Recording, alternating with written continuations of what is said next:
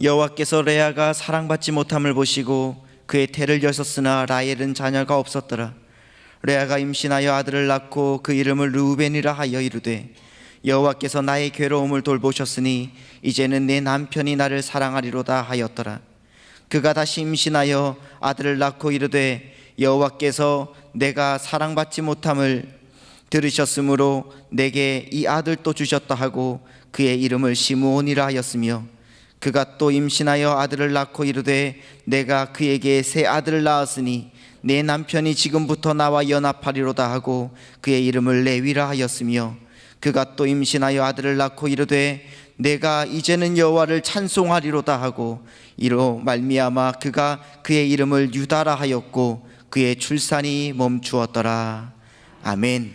안녕하세요. 한 생명도 잃지 않고 끝까지 사랑하며 찾아가는 MD 사역자를 양성하고 있는 준소 목사, 다시 만나서 반갑습니다. 네. 우리 앞뒤 좌우 사람들을 오래간만에 우리가 손 한번 잡아볼까요? 사랑하고 축복합니다. 네, 큰 은혜 받읍시다. 댁내 가정에 경사가 있을 것입니다. 예, 어디서 많이 해본 소리 같다 그죠? 예. 예. 우리가 세상을 살다 보면은 살면 살수록 느끼는 것이 뭐냐면 참 인생은 불공평하다. 어떤 사람은 인생은 공평하다 그러는데 아무리 생각해도 공평하지 않은 것 같습니다. 어떤 사람은 태어날 때 금수저로 태어나고 어떤 사람은 흙수저로 태어났는데 어떻게 이게 공평해요 여기에? 또 어떤 사람 태어나니까 백인으로 태어나고 어떤 사람은 항인종으로 태어나고 어떤 사람은 흑인으로 태어났는데 사람들 대하는 자세가 바라보는 눈이 공평하지가 않습니다. 그래서 인종차별이라고 하는 것이 있죠. 나와 관계없이 타고난 것 때문에 그런 인종차별을 당하는 것을 보면 참 공평하지 않다. 우리나라는 지금 많이 개선되었지만 태어나니까 남자로 태어나고 태어나니까 여자로 태어나서 남녀 차별 받는 거, 이게 어떻게 또 공평하다고 얘기할 수 있겠습니까? 내가 남자로 태어났으면 말이지. 요즘은 우리 딸 아기를 낳으면은 너가 남자로 태어나야 되는데 이런 이야기 잘 안 합니다. 왜요? 이제 여자로 태어나도 하고 싶은 거 남자 이상으로 지금 해내고 있으니까. 그러나 옛날에는 어떻겠습니까? 여자로 태어났다는 이유 하나로 하고 싶은 이야기도 못하고 차별받던 그런 시절이 있었습니다. 또 우리 흔히 말하면 장애인과 비장애인들은 또 어떻습니까? 태어날 때 건강하게 태어난 사람이 있는 반면에 태어나고 보니까 장애를 가지고 태어난 것을 어떻게 또 공평하다고 얘기할 수 있겠어요? 그래서 사람들은 하나님은 공평하신 하나님이 아니라고 얘기를 합니다. 저도 가만히 한번 생각해 보면은 하나님은 공평하신 하나님이 아닌 것 같아요. 성경은 공평하다고 말하는데 근데 내가 느끼는 거는 하나님이 공평하지 않은 것 같아요. 저는 예수님을 안 믿는 가정에서 태어났습니다. 제 아내도 믿지 않는 가정에서 태어났습니다. 1년에 제사를 13번 지냅니다. 그래서 교회 간다는 이유 하나로 핍박을 받아야 됩니다. 어떤 사람은 교회를 다니니까 부모님이 그렇게 좋아하는데 나는 교회를 다니는 것이 너무 힘들었습니다. 그리고 힘든 것만큼 하나님을 더 의지하게 되어졌고 기도하면서 성령 체험을 하게 되어지고 소명을 받았습니다. 여러 가지 과정의 훈련을 거치면서 27살에 결혼을 하고 교회를 개척했습니다. 14년 동안 교회를 3번이나 문 닫았습니다. 그러면서 옆에 있는 목사님의 아들이 목사님이 되신 분을 보고 장로님 자녀들이 목사님이 되신 분을 보니까 어렵고 힘들 때 부모님이 도와주시더라고요. 그런데 우리 가정은 어려울 때 돕는 자가 아무도 없습니다. 오히려 집안에서도 친척 중에서도 예수를 믿는다는 이유 하나만으로 그들의 공동체에서 제외시키려고 하는 상 속에 있었습니다. 그래서 저는 하나님이 참 공평하지 않다 그런 생각을 가져보았습니다. 그래도 우리 하나님은 공평하시겠지. 여러분 성경 에스겔 18장 25절에 보면 이런 말씀이 있습니다. 그런데 너희는 이러기를 주의 길이 공평하지 아니하다 하는도다. 이스라엘 족속들아 들을지어다. 내 길이 어찌 공평하지 아니하냐. 너희 길이 공평하지 아니한 것이 아니냐. 하나님은 우리를 공평하게 만들었는데 누가 불공평하게 만들었어요? 사람이 불공평하게 만들었단 말이에요. 하나님은 사람을 하나님의 모양과 형상대로 만드시고 모두에게 복주시기를 원하시는 하나님이십니다. 그런데 사단의 계계로 우리가 미혹받아서 죄를 짓고 난 이후부터 하나님에게서 떠나는 그 순간부터 인간은 자기의 욕심을 위해서 공평한 것을 깨뜨려 버립니다. 오히려 인간이 불공평하면서 하나님이 공평하지 않다고 이야기할 뿐입니다. 저도 공평하신 하나님에 대해서 생각을 해보면서 특별히 이 말에 대해서 생각을 하게 된 계기가 있었습니다.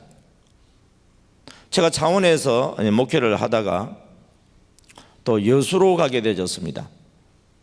그 여수로 가서 약속했던 목사님하고 좀 뜻이 맞지 않아서 한 달 만에 제가 부목사 사역을 사임을 해버립니다. 그러니까 교회를 3번이나 문 닫았으니까 빚이 많은 상태에서 또 부목사로 갔다가 한 달 만에 그만두었으니 생활 경제가 저를 자유롭게 하지 못합니다. 그래서 야간에 대리운전을 하고 낮에는 조선소에서 배 만드는 조공 일을 했습니다. 그때 생활이 얼마나 어려웠느냐면 제가 이렇게 일을 하는 밤에 제 아내는 또 전단지 붙이는 일을 했습니다. 그렇게 힘들게 모아도 통닭 한 마리를 사서 먹을 수 없습니다. 그저 먹을 수 있는 것은 두부, 콩나물, 보내주신 쌀, 김치, 된장, 고추장, 그냥 기본적인 생활을 한 거예요. 그러면서도 저희 집안에도 아버님한테 제가 이런 사정이니까 도와달라고 이야기를 하지 않습니다. 제 처가에도 이야기를 하지 않습니다. 왜냐하면 양쪽 집안 다 안 믿는 집인데 너가 믿고 있는 하나님, 그 하나님이 너희를 책임져 주지 않느냐, 이 말을 곧잘 하시기도 하셨고 또 부모님한테 손을 벌리고 싶지도 않아서 그렇습니다. 그래서 아이들이 학교를 다닐 때도 버스표가 없어서 걸어서 다녔습니다. 하루는 여수 돌산에서 배를 만들고 일이 일찍 끝났습니다. 그래서 집으로 돌아와야 되는데 회사 통근 차량이 움직이지 않습니다. 그래서 여수시장에서 여천까지 제가 걸어와야 됩니다. 낮에는 조선소에서 일을 하고 밤에는 대리운전을 하다 보니까 제 몸이 만신창입니다. 걷는 걸음 하나 한 걸음 한 걸음이요, 마치 구름 위를 걷는 게 아니고 스펀지 위를 걷는 것처럼 균형이 잘 잡히지 않을 때도 있습니다. 제 아내도 전단지를 돌리고 나면은 돌아올 때는 차를 운행해 주지 않습니다. 길도 잘 모르는 길을 집으로 걸어오는데 수많은 눈물을 흘렸다고 하는 이야기를 제가 들었습니다. 하나님이 공평하신 거 맞나? 제가 함께 했던 목사님 중에 한 분은 그 어머니, 아버지 장모님, 어머니 권사님이세요. 그리고 그 집안에서 주의 종이 한 사람 나오기 위해서 얼마나 간절히 기도했는지 마침내 그 목사님이 주의 길을 가게 되셨습니다. 그리고는 온 가족들이, 형제들이 뒷바라지를 해줍니다. 특별히 형님 장로님이 나름대로 큰 사업을 하셨어요. 그러니까 이 동생 전도사 학교 다닐 때 차를 사주고 카드를 줍니다. 이게 몇 년 전의 이야기냐? 30년 이전으로 거꾸로 돌아가야 되는 이야기입니다. 그때 저는 카드를 본 적이 없습니다. 그런데 그 전도사님은 카드를 가지고 있고 심지어 차를 가지고 있어요. 그때 우리나라 이제 아파트가 생기기 시작할 때 이야기입니다. 아파트에 산다 그러면 다 부자였어요. 조그만한 아파트라도. 차는 저의 신혼여행을 보내주었던 그 의사 선배가 있는데 엑셀 타고 다녔습니다. 그게 의사가 타는 차였어요. 그러니까 어떤 사람은 학교 신앙생활도 자유롭고 학교 다닐 때도 그렇게 뒷바라지를 잘해주고 교회를 개척하지도 않았습니다. 형님 장모님이 교회를 개척을 했는데 전도사님인데 가서 보니까 성도들이 50명이 있어요. 그러니까 모든 것을 보면 부족한 게 없어요.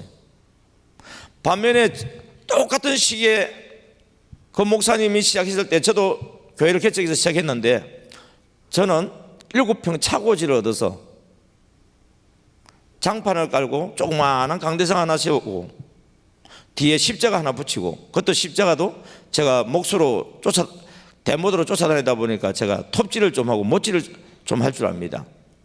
그래서 십자가를 만들어서 붙였습니다. 공평하신 하나님이라고 한다면 이렇게 할 수 있을까? 그리고 저희들은 교회를 문을 닫게 되고 나중에 그 교회와 합치게 되어집니다. 우리 성도들도 그 교회에 가게 됩니다. 그런데 여러 가지 조건에 의해서 그 교회가 10개월 만 2배 붕괴되었음에도 불구하고 오해를 받게 되어지고 저는 그 교회를 떠날 수밖에 없는 상에 놓여져서 여수로 가게 되었습니다. 그런데 여수에 갔는데 거기에서도 뜻이 맞지 않아서 한 달 만에 그만두고, 어떻게 보면 뼈골이 빠지라고 일을 하고 제 아내도 그렇게 힘들게 먹지도 못하면서 일을 하고 번 돈은 은행에서 다 가져가고 신용카드 회사에서 다 가져가고 우리가 쓸 수 있는 돈은 거의 없습니다. 그때 제가 이 여수에서 여천으로 걸어오는 길에 그때 한참 방송국에서, 우리 기독교 방송국에서 나오는 찬양 중에 하나가 송명희 시인이라고 공평하신 하나님이라고 하는 찬양이 많이 나오던 그런 때였습니다. 제가 멋진 좋은 목소리로 부르고 싶지만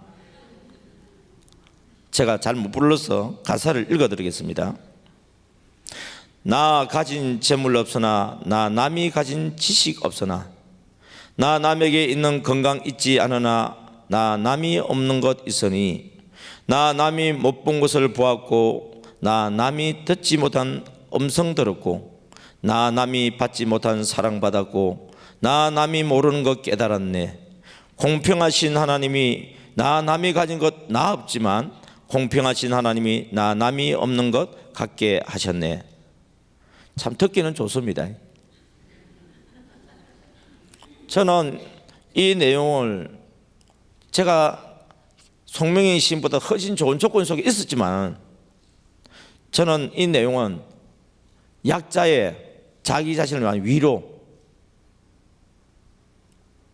남이 나를 제대로 위로해 주지 못하는 게 내 스스로를 위로하면서 스스로 자위하는 그런 내용으로 저는 이해를 했습니다. 그런데 송명희 시인이 얼마나 하나님의 말씀을 가까이 하고 하나님의 은혜를 받았는지 또 다른 공평하신 하나님이라고 하는 시를 이렇게 만들어 놓았습니다. 죄인은 다 죽어야 한다. 죄인을 심판하시는 공의의 하나님, 그러나 사람들을 용서하고 싶으신 사랑의 하나님, 무조건 다 덮어주고 다 덮어놓고 사랑한 것이 아니요 죄의 대가를 지불하고 죄인을 받으신 십자가의 은혜. 하나님은 율법과 용서를 다 이루신 공평하신 하나님. 구원과 심판은 누구에게나 공평하게 돌아가는 것. 예수 그리스도를 믿으면 빈부귀천 남녀노소 다 공평하게 구원을 받고 예수 그리스도를 믿지 않으면 동일하게 심판을 받는 것. 흔히들 나 없는 것 너에게 있고 비장애인이 못하는 일을 장애인이 해서 공평하신 하나님이라 생각하지만 예수 그리스도를 통해 하나님은 공평하신 분. 이것이 비밀이며 복음이다. 이 은혜는 아무나 아는 지식이 아니었다. 할렐루야. 여기에서 이분이 저의 이야기를 지금 하고 있는 것을 보게 되집니다. 흔히들 나 없는 것 너에게 있고 비장애인이 못하는 일을 장애인이 해서 공평하신 하나님이라고 생각하지만 이 이야기였어요. 우리는 이 부분들에 있어서 하나님은 공평하지 않다라고 하시면서도 스스로 위로하는 이야기들이죠. 그런데 그 다음 이야기는 뭡니까?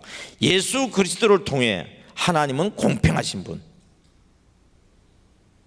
여러분, 예수 그리스도를 통했을 때에 빈부귀천 남녀노소 구분하지 않고 공평하게 구원을 주시는 분이고 예수 그리스도를 믿지 않으면 동일하게 심판을 받게 하시는 이 공평하신 하나님.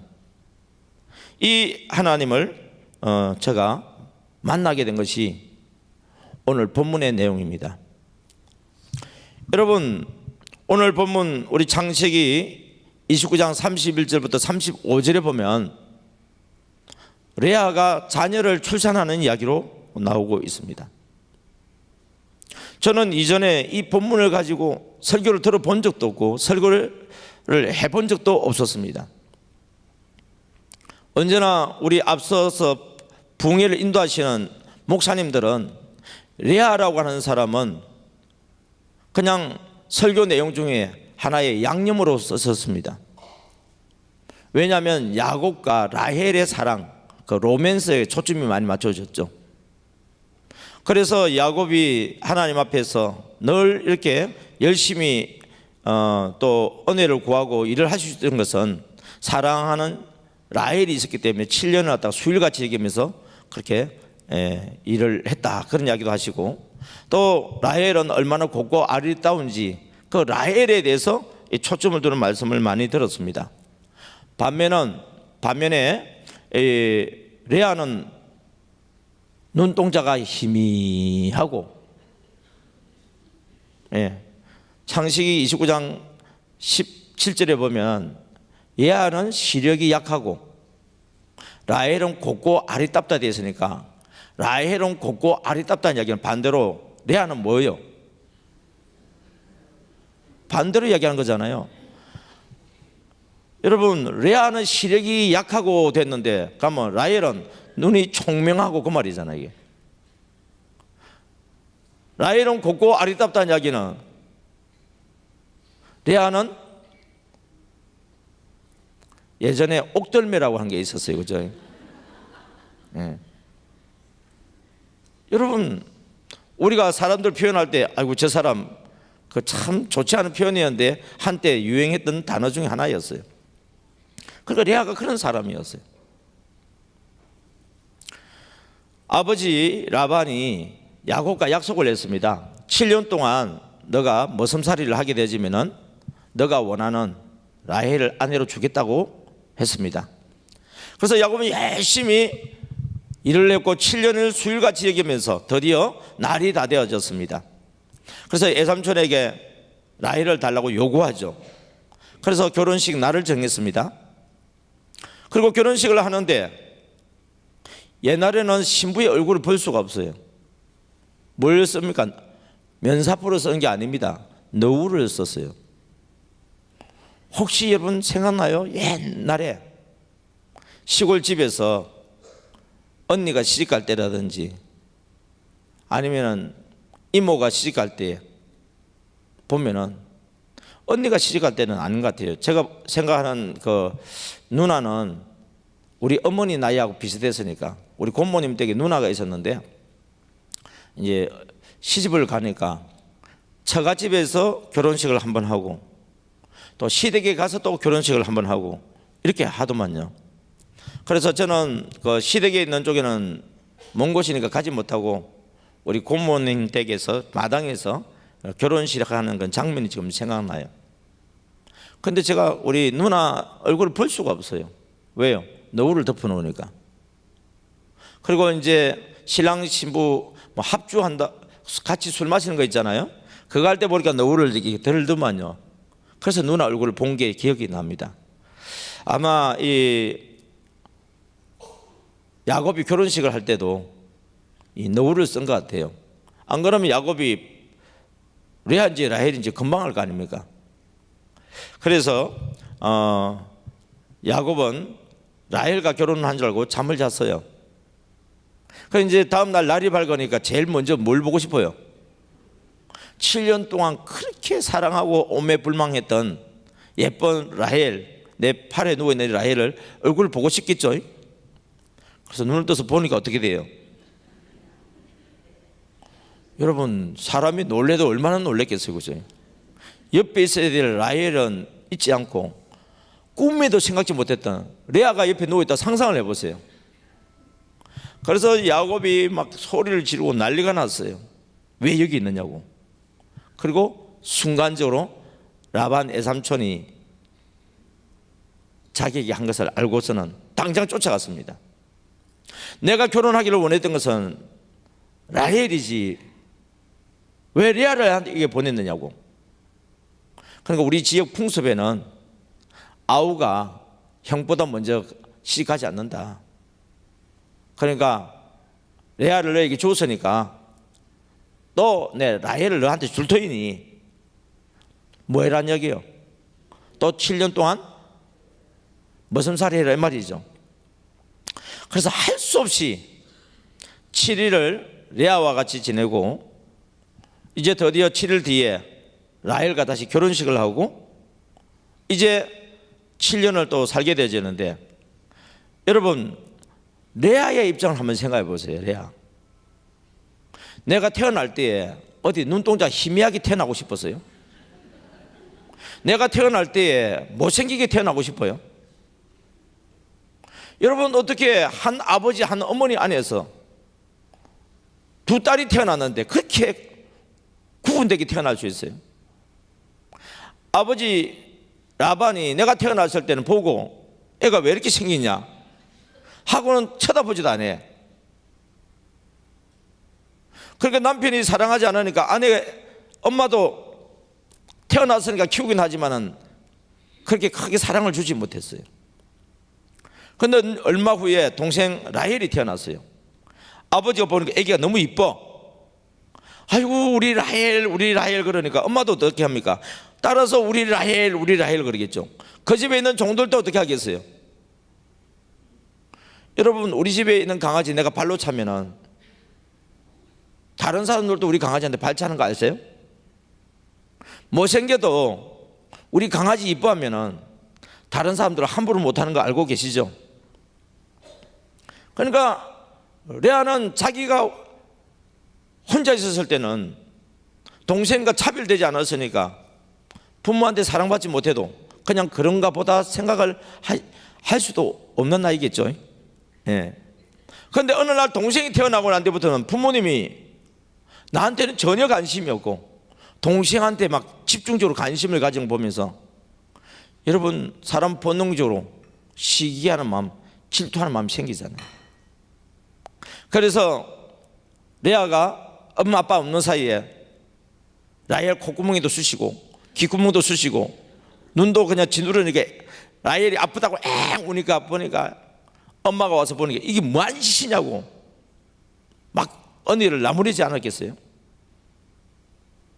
그러면서 세월이 지나서 이제 결혼을 해야 될 나이가 됐을 때 생각지 않게 고모 집에서 멋진 고종 사촌이 우리 집으로 오지 않습니까? 우리나라에서는 친족 간의 결혼이 금지되어 있지만 우리가 성경 안에서 결혼은 가까운 친족이 우선권이 있다는 거 우리가 알고 있죠.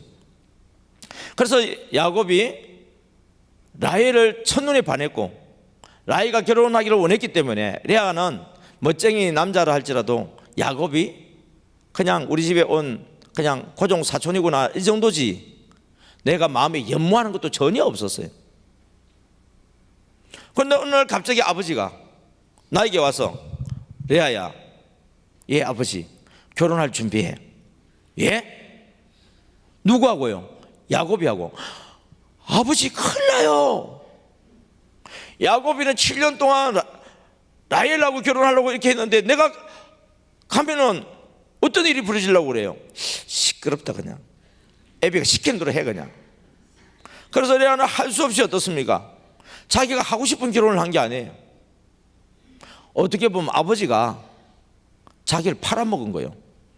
7년 머슴살이 품삯으로 팔아먹은 거예요.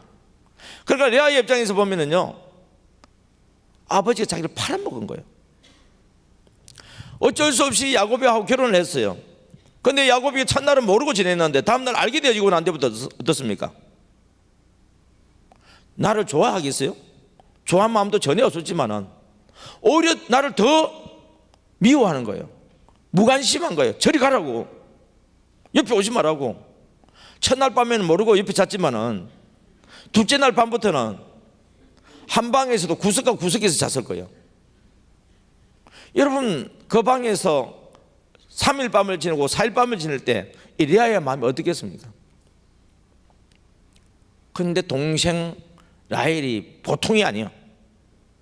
세상에 언니가 남편 뺏어갔다고. 그때부터 동생이 언니를 갖다가 또 미워하기 시작하는 거예요. 전에는 언니가 그냥 불쌍하다고 생각했는데 이제는 불쌍한 정도가 아니에요. 이제는 오히려 미워. 남편을 뺏어갔다고. 여러분 언제 레아가 야곱을 뺏어간 적이 있나요? 아버지가 그냥 시키니까 어쩔 수 없이 했을 뿐이죠. 여러분 이렇게 야곱은 레아와 결혼을 하고 7일 뒤에 라헬을 결혼하면서 또 두 여종을 더불어서 받으면서 원치 아니하게 두 아내와 나중에는 4명의 아내와 함께 살게 되어집니다. 그런데 하나님이 괴로워하고 있는 레아를 보시는 거예요. 여러분 모든 사람들은요 레아한테 관심이 없어요. 그런데 레아한테 관심을 가지고 있는 유일한 분이 계신데 그분이 누구라고요? 하나님이십니다. 그래서 하나님께서 레아를 불쌍히 여기고 태를 여셨다가 됐습니다. 그러면 이제 레아의 태를 여는 이야기가 오늘 본문 이야기입니다. 레아가 이제 우리가 이 세상을 보면 못생기고 비주류잖아요. 모든 사람이 관심이 없는, 살아야 될 의미가 없는 우울증 환자와 같은 사람 아니겠어요? 아버지 나 팔아먹었어요. 엄마는 그걸 쳐다보고 있어요. 남편은 나한테 무관심해요. 동생은 나 미워해요. 종들도 나를 함부로 대해요. 동네 사람들도 그냥 나한테 무관심하고 불쌍하다고 이야기하는 정도가 있는지 없는지도 잘 모르겠어요. 이런 사람들이 걸리는 병이 뭐예요? 저는 우울증이라고 하는 것이 뭔지 잘 몰랐어요. 그런데 이 말씀을 깨닫고 난 이후부터 하나님 주변에서 우울증 환자를 많이 만나게 만들어 주셨어요. 보니까 이런 사람이 우울증이 걸리는구나. 먹고 사는 문제는 없어요. 먹고 사는 문제는 없지만 살아야 될 의미가 없어져 버렸어요. 그래서 그가 너무 자기 삶이 괴로웠어요. 남편이 일하고 들어오면은 내가 아내니까 마중 나가요. 동생 라헬도 마중 나와요. 그런데 남편은 오자마자 나를 본체도 말고 동생 라헬하고 옆방에 가버려요. 여러분 우리나라 같이 흙으로 만든 집도 아니에요. 그냥 천막이에요. 사람들이 이야기 소리 다 들려요. 여러분 야곱이하고 라헬이 서로 좋아서 사랑하고 웃으면서 하는 소리는 레아에게는 오히려 거꾸로 웃음의 소리가 아니라 비수처럼 오는 겁니다. 괴로운 거예요. 그래서 레아가 자살을 꿈꾸기도 합니다. 근데 가만히 생각해 보니까 내가 지금까지 내 아버지 라반의 하나님, 나홀의 하나님을 믿고 있었지만 결혼을 하면서부터 내 남편 야곱이 믿는 하나님, 아브라함의 하나님에 대해서 생각하게 되어졌습니다. 여러분, 이 야곱이 우리 집에 오고 난 뒤에 처음부터 끝까지 일이 잘 되기만 했을까요? 그리고 우리 아버지가 야곱한테 약속을 10번이나 변경시키다 할 정도로 잘 대해주었을까요? 야곱은 하는 일이 어렵고 힘들 때마다 무엇을 했을까요? 여러분, 우리 야곱이라고 하는 사람의 인생을 보면 우리가 이해를 할 수 있어요. 야곱이 버니엘 기억납니까? 버니엘.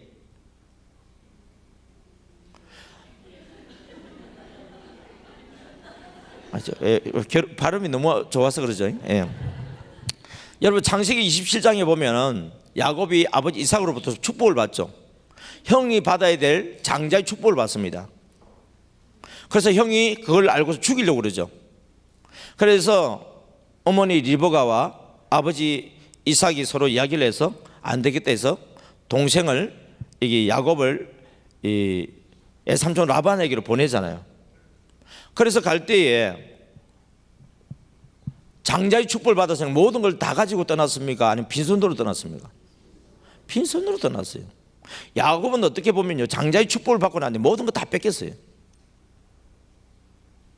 사람들이 볼 때 물질적으로 한 이야기입니다. 그래서 우리가 복은요, 눈에 보이는 물질적인 복보다 더 중요한 게 하나님이 함께하는 임마누엘의 복이 결국은 우리의 삶을 역전시키는 것을 볼 수 있습니다. 예. 그래서 야곱이 어떻습니까? 가는 길도 잘 모르지만 물어서 가면서 돌베개 베고 잠을 자지 않습니까? 하늘 위에서부터 사닥다리가 내려와서, 그거는요, 오르고 내리는 게 아닙니다. 내리고 오르는 겁니다.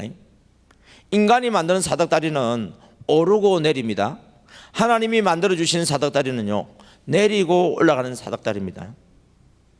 여러분, 이게 우리 축복의 길입니다. 우리는 인간의 사닥다리가 있어야 되는데, 어떤 사람은 금수저는 사닥다리가 있어요. 그런데 흙수저는 사닥다리도 못 만들어. 그러나 위로부터 내려오는 사닥다리는 금수저라도 하나님을 잘 믿는 사람에게는 하나님 내려주실 것이고, 흙수저라도 하나님을 잘 믿는 사람한테 내려주실 줄 믿습니다. 우리의 소망은 우리가 만든 사닥다리가 아니라 하나님이 우리에게 만들어주신 사닥다리가 필요한 줄 믿습니다. 그래서 거기에서 야곱이 제단을 쌓아서 하나님 앞에 예배를 드리고 자기가 돌아오게 되지면은 이곳을 하나님의 집으로 세우겠다고 약속을 하지 않습니까? 여러분, 야곱은 하나님과 동행하는 자이고, 어렵고 힘들 때마다 보이지 않지만, 성경에는 설명하지 않지만 우리가 알 수 있는 것은 하나님께 기도하는 사람입니다. 여러분, 레아가 남편을 지켜봤잖아요. 남편이 열심히 일을 하기도 하지만 어렵고 힘든 일, 스스로 해결할 수 없는 문제가 생길 때는 하나님께 기도하고 하나님께 기도 응답받아서 문제가 해결되는 것을 봤기 때문에 레아는 남편의 하나님, 야곱의 하나님, 그 아버지 이삭의 하나님, 그 할아버지 아브라함의 하나님 앞에 기도하기 시작합니다. 하나님, 나 너무 힘들어요. 나 너무 괴로워요. 하나님, 저를 불쌍히 해주세요. 그 기도를 하나님이 들어주시고 하나님께서 레아의 태를 열어주셨습니다. 그리고 그 이름을 뭐라고 지었습니까? 르우벤이라고 지었습니다. 하나님이 그의 괴로움을 살피시고 감찰하셨다는 뜻입니다. 여러분, 야곱이 결혼한 목적이 뭘까요? 물론 아내가 필요해서도 있겠지만 그때 당시에는 아내보다도 어떤 면에서 더 중요한 존재가 뭐냐면 후손입니다. 지금은 우리가 인구가 많고 그렇기 때문에 우리 남자 아들 낳는 전쟁은 하지는 않습니다. 그런데 제가 어렸을 때만 해도 우리 옆집에 있는 할아버지가 보니까 두 분의 할머니를 모시고 사는지 거느리고 사는지는 잘 모르겠는데 할머니가 두 분이더라고요. 여기. 그래서 형님 동생 하면서 한 집에 살대요. 저는 그게 이해가 되진 않았는데 그 형님 되시는 분이 아기를 못 낳아. 그러니까 둘째인 사람이 와서 아들을 낳아버린 거예요. 그러니까 상황이 역전돼 버리더만. 옛날에 그런 일들이 있었지 않습니까? 지금은 그러지 않지만 여러분, 이 야곱의 이야기 당시에도 아내도 중요하지만 아내보다 더 중요한 존재가 뭐냐면 대를 이을 믿음의 자손들, 이 자손들에게 대해서 더 큰 관심이 있을 때였습니다. 그런데 레아는 아들을 낳아버렸어요. 라헬은 아들이 없어요. 그러면 이제 레아가 생각할 때 남편 야곱이 누구를 사랑할 것 같아요? 이제 동생도 사랑하지 이제 나를 사랑해 줄 줄 알았어요. 그런데 남편이 일하고 돌아오면은 내가 로벤하고 데리고 문 입구에 나갑니다. 그러면 레아도 나와 있어요. 그러면 로벤이 아빠 하고 쫓아갑니다. 그러면 야곱이 아이고 내 아들 로벤 쭈쭈 뽀뽀하면서 홍망 태워가지고 옵니다. 그러면 그 모습을 바라보는 레아는 너무너무 행복합니다. 라헬은 속으로 내가 아들 낳아봐라. 남편이 루벤한테 관심을 가질 건가 아니면 내 아들한테 관심 가질 것이 이렇게 생각을 했는데 남편이 집에 와서는 어떻겠습니까? 루벤 보고 엄마한테 가 그러고 누구 방에 가요? 라헬 방에 가버리잖아요. 그러니까 또 레아는 또 여자로서 어떻습니까? 루벤이 있는 것도 좋지만은 남편한테 사랑받고 싶은 거예요.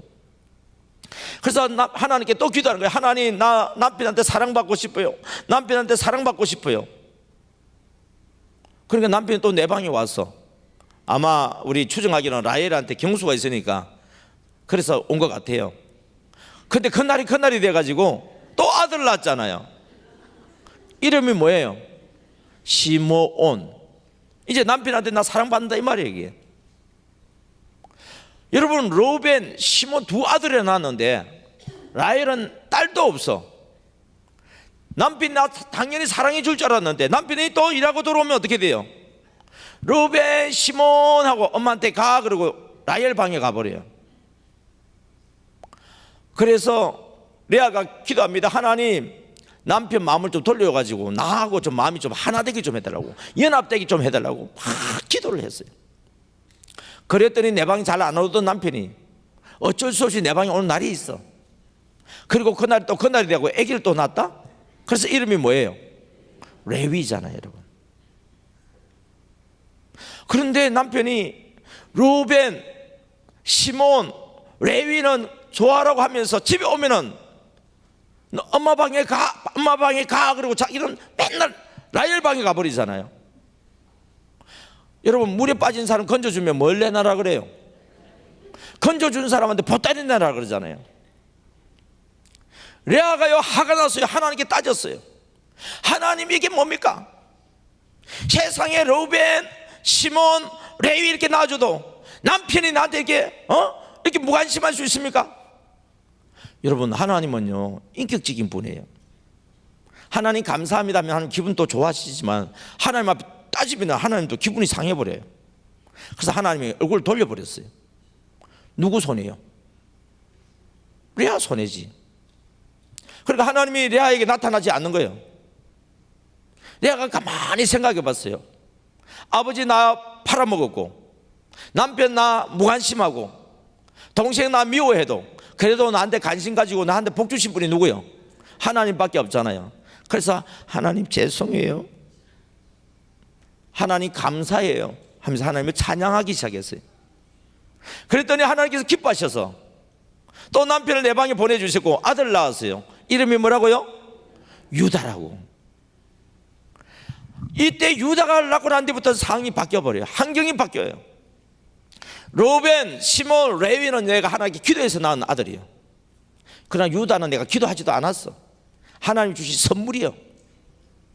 다시 말하면 중심이 내 중심이 아니라 이제 하나님 중심으로 감사하면서 하나님께 영광을 돌리니까 하나님이 이제 내 주변의 환경을 바꿔버려요. 어떻게 바꾸느냐? 30장 1절에 보면 라헬이 남편한테 따집니다. 왜 언니한테만 아들 낳게 하고 나한테는 애를 낳지 못하게 하느냐고. 그랬더니 야곱이 뭐라는 줄 아세요? 니 뭐라 했노? 나보고 안 하라 했나? 우리가 안 하라 그러면 벌써 10만 명이 더 낳겠다. 안 하고 안 낳고는 하나님의 손에 달렸는데 내가 하나님을 대신하겠느냐고 하면서 오히려 라헬에게 꾸지람합니다. 그러니까 라헬이 이제는 남편이 언니 편 든다고 막 그냥 불이 나서 그냥 그런 상에 놓여집니다. 여러분, 야곱은 처음에 레아한테 관심이 없었어요.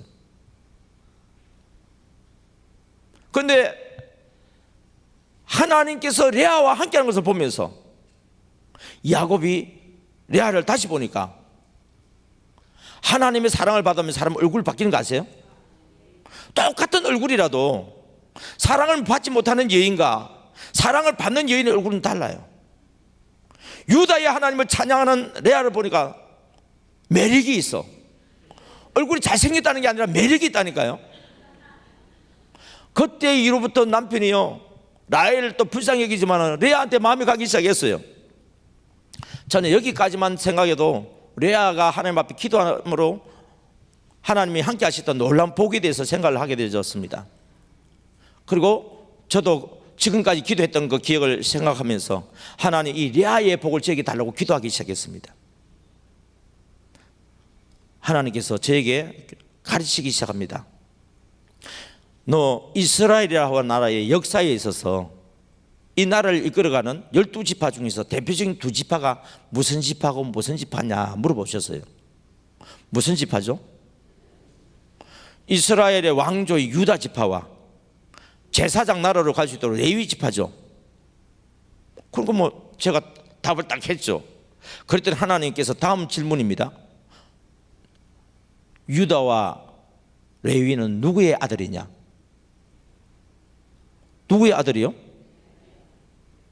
레아의 아들이잖아요. 여러분, 이스라엘이라는 나라, 이스라엘, 그 이스라엘이 누가 이스라엘이 된 거예요?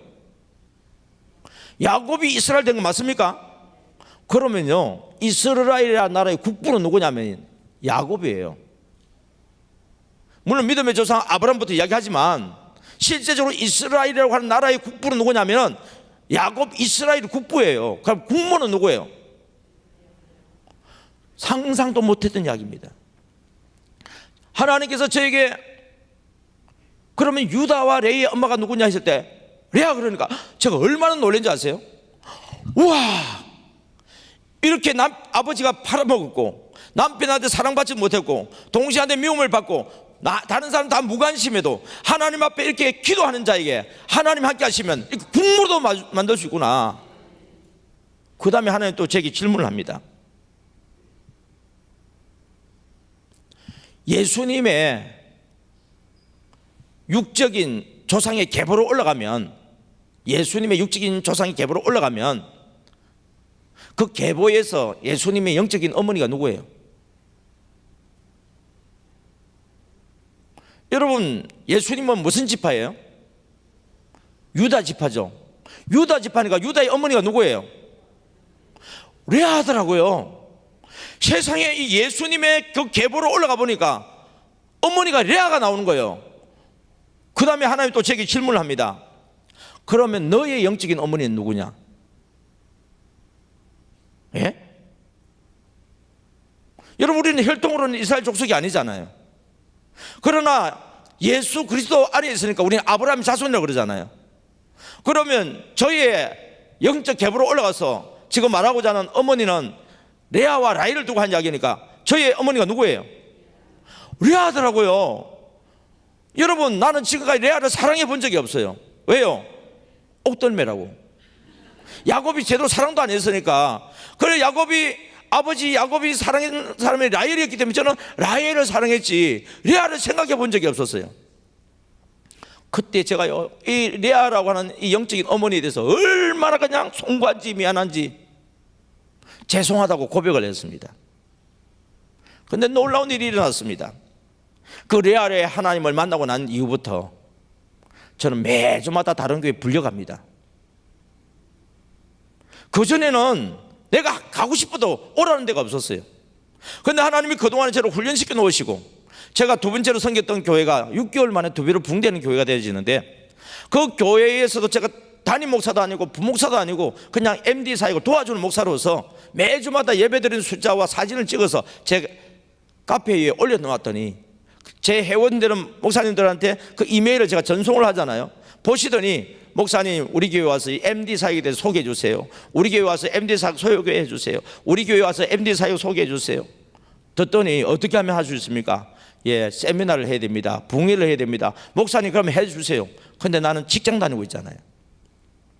그래서 제가 이 직장을 그만두고 이제는 8월 15일 이후로 집회를 이렇게 일정을 쭉 잡아놓고 우리 사장님한테 이제 제가 일을 그만두게 되었다고 이야기하려고 할 그때에 사장님이 저를 불러가지고 목사님이냐고 물어본 거예요. 그리고 이제는 출근하지 말고 목사님 사역에 집중해라고, 대신에 목사님 통장에 자립될 때까지 선교 헌금을 넣어줄 테니까. 그게 우리 생활비였어요. 적은 금액이 아니었어요. 여러분, 레아의 하나님을 만나고 난 데부터 저희 인생 완전히 바뀌어져 버렸습니다.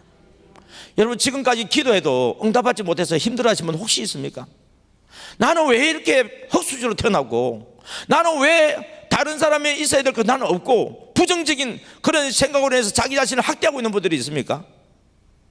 왜 우리 자녀들은 다른 사람들은 다 잘 되는데 우리 자녀들이 잘 안 되느냐고 힘들어하시는 분 계십니까? 기도해도 하나님 응답 왜 안 해주시냐고 하면서 힘들어하시는 분이 있습니까? 여러분, 레아를 한번 생각해 보세요. 레아는 정말 위대한 사람이었습니다. 이 레아가 하나님을 믿는 것을 보고 동생 라헬도 결국 변화됩니다. 그래서 30장 22절을 보면은요, 레아도 하나님 앞에, 라헬도 하나님께 기도해서 요셉을 낳습니다. 그리고 베냐민을 낳는 일이 일어납니다. 여러분, 저는 이 레아의 하나님에 대해서 소개하면서 많은 분들이, 이 제 설교를 들었던 분들이, 목사님 저 그 레아의 하나님 처음 들었어요.